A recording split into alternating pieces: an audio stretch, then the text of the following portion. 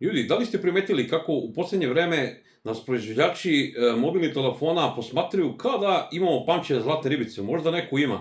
Pre samo par godina setite se kakav su hit bili telefoni sa 48 megapiksela, onda su nam rekli to vam je malo, evo vam 64 megapiksela, pa je stiglo 108 megapiksela što je bilo nevjerojatno i sad bum, telefoni od 200 megapiksela. Šta će sledeće godine da smisle? 500 megapiksela pa će vam trebati poseban neki cloud da plaćate da biste sačuvali neku saramu sa neke slave.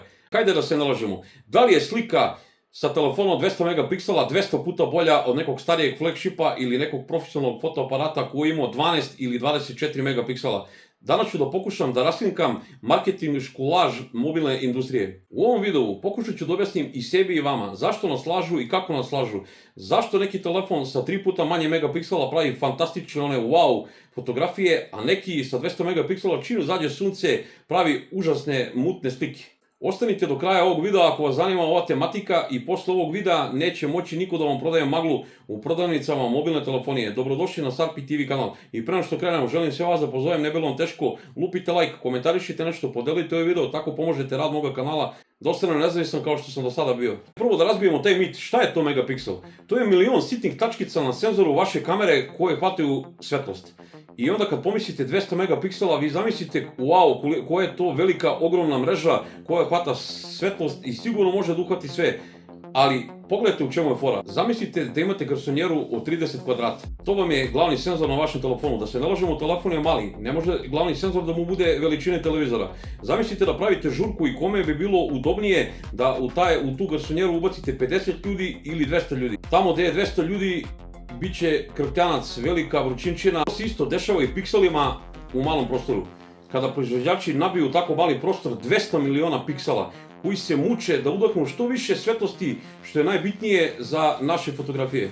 Dobra fotografija nije matematika nego je fizika, jer kamera ne slika megapiksele nego slika svetlost. Ako nemate dovoljno svetlosti na kameri može da bude i 2000 megapiksela i dobit ćete fotografiju uočenu kao da ste snimali fiksnim telefonom iz 2002. godine.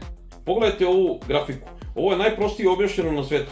Kada imamo flagship telefon sa 50 megapiksela, njegovi pikseli su kao velike kofe kada pada kiša, što je u našem slučaju svetlost.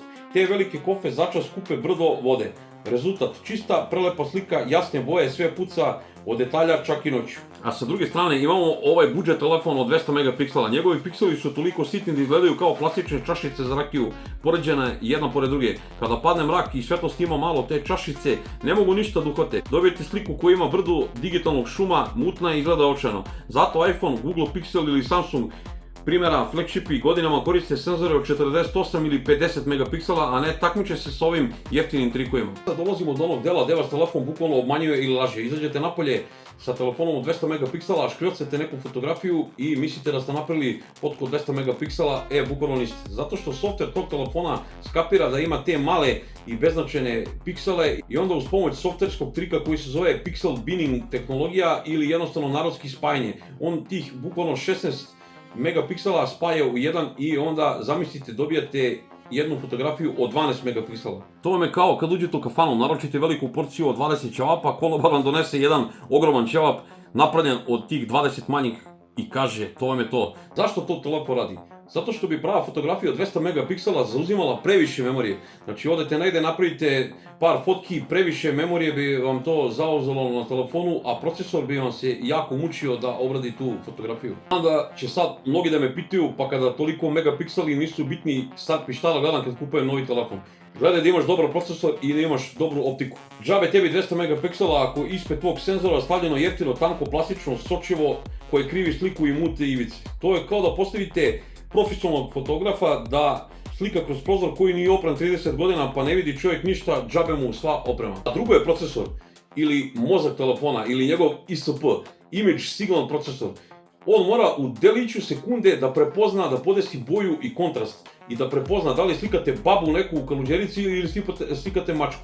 Skupi telefoni imaju brutalne procesore, imaju veštačku inteligenciju i dobre algoritme i koji mogu da izvuku odlične fotografije. Dok jeftiniji telefoni mogu da naprave onako solidne fotografije, ali ništa posebno. Sljedeći put, kad uđete u neku radnju, kad vidite reklamu od 200 megapiksela, setite se samo ovih čašica i ovih kofa i znajte da je to samo trik da vam se uzmu pare, da je to manipulacija megapikselima i brojkama, ne dozvolite da vas varaju na takav način, gledajte realne recenzije i pogledajte prave primere kako neko fotografiše u noć teškim uslovima. Napišite mi u komentarima ko je od vas naseo na tu manipulaciju o tim silnim megapikselima, kako ste zadovoljni sa vašim kamerama na vašem mobilnom telefonu. Ako vam se svidio ovaj video, lupite like, ne bilo vam teško, komentarišite nešto, podelite ovaj video, tako pomožete rad moga kanala, da ne davimo ljudi više, vidimo se u nekom od sljedećih videa, puno pozdrava Carpija, ljubez brat.